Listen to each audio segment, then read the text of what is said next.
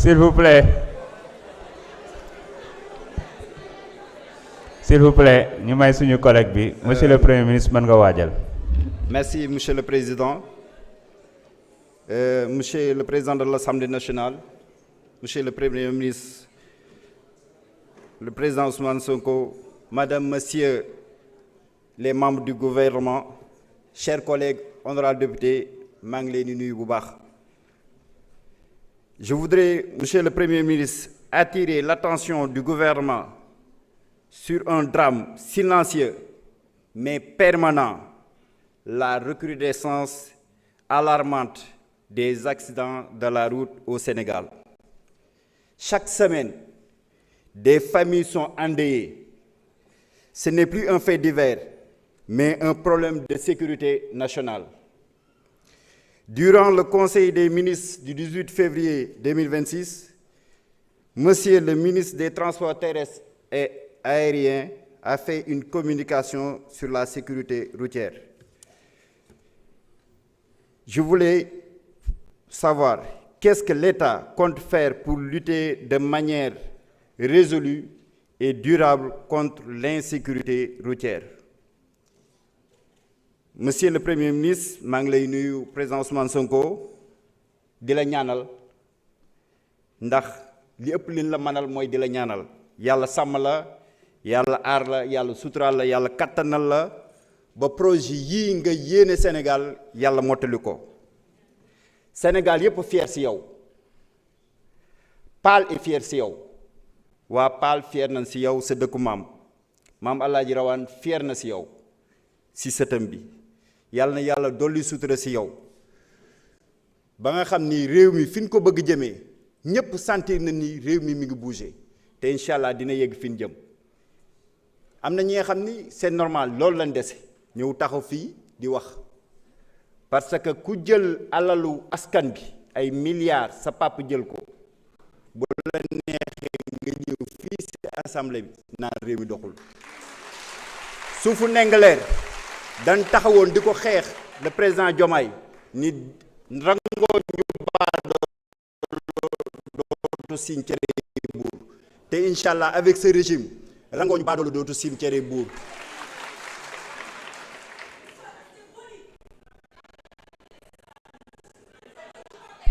S'il vous plaît, honorable.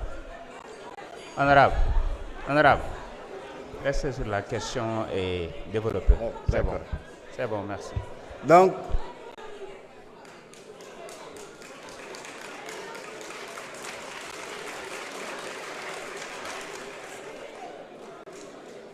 donc lii mooy réew mi keneen papay jàmbur la mais ñi ngi sant ñëpp di gërëm ñëpp.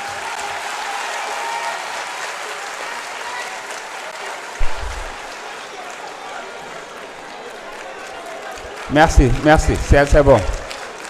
Monsieur le Premier ministre, vous avez la parole.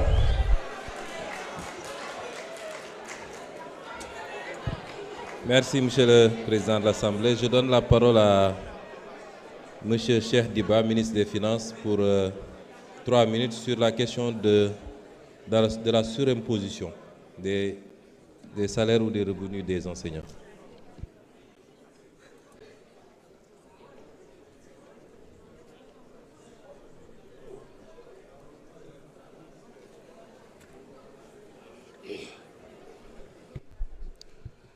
Assalamu alaikum wa rahmatullah.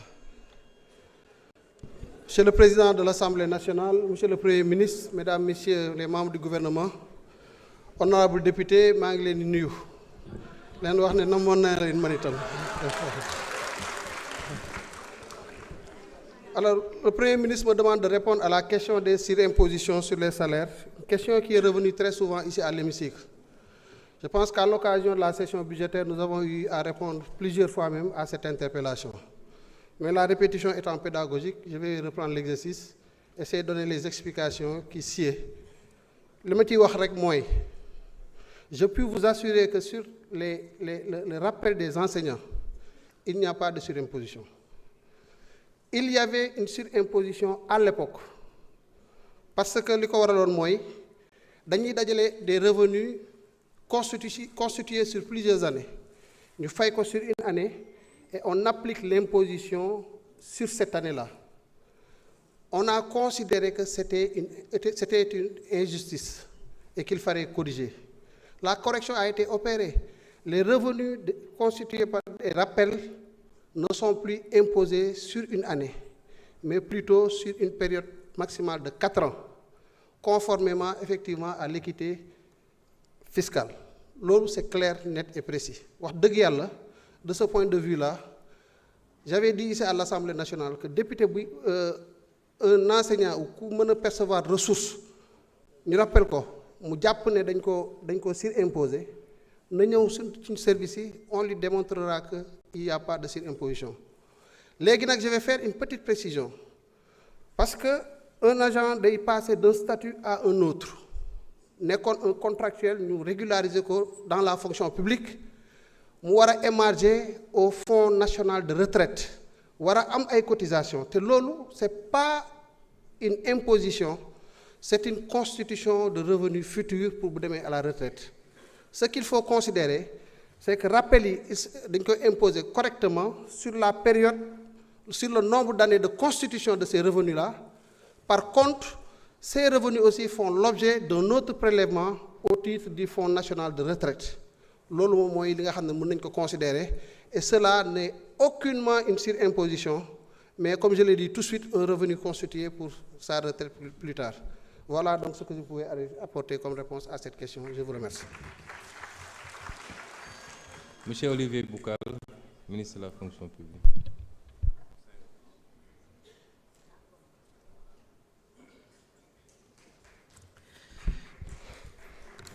Merci, Monsieur le Président de l'Assemblée nationale, Monsieur le Premier ministre, Mesdames, Messieurs les membres du gouvernement, honorables députés. Voilà, je voudrais rappeler rapidement sur les crises récurrentes et en même temps, nous qui dundou chaque jour. Ma fàttali Sénégalais que on est dans un contexte particulier, c'est que au 1er mai, nous avons signé un pacte de stabilité avec les syndicats. Je crois que loolu il faut que ñu koy jël toujours en compte parce que ñu bëri dañ koy fàtte te boo waxee pacte ñaar ñoo koy sekk ñun gouvernement dafay am engagement yoo xam ne ñun dañ ko jël sur les 3 ans à venir engagement boo xamante beneen partie bi mu jël mooy la trêve sociale gis ngeen ni on n'a pas encore déroulé même 1 an ci diggante bi ñu gis ay grève partout. waaye lan moo ko waral je crois que ñu ngi koy rappeler fii ñu ne le secteur de l'éducation qui est en train de dérouler son 5e plan d'action donc depuis octobre la ñu commencé grève waaye nag ñun bi ñu signé pacte bi